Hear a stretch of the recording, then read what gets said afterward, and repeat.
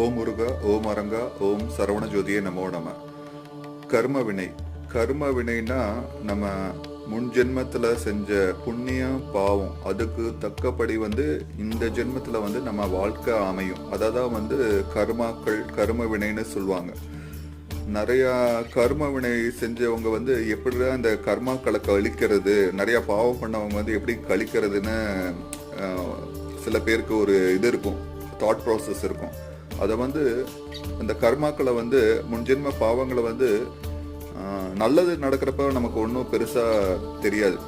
நம்ம பண்ண பாவத்துக்கு தண்டனை கிடைக்கிறப்ப ரொம்ப கர்மாக்கள் அதிகமாக இருக்கும்னு சில பேர் சொல்லி கேள்விப்பட்டிருப்பீங்க. அப்போ நமக்கு இந்த கர்மாக்கள்லாம் எப்படி ஈஸியாக கழிக்கிறது, கழிச்சா நம்ம வாழ்க்கை நல்லா இருக்கும் அப்படின்னு நினைப்போம்ல. அதை ஒரு 3 விஷயம், இந்த 3 விஷயம் நீங்கள் ஃபாலோ பண்ணீங்கன்னா கர்மாக்கள் ஈஸியாக கழிக்கும்.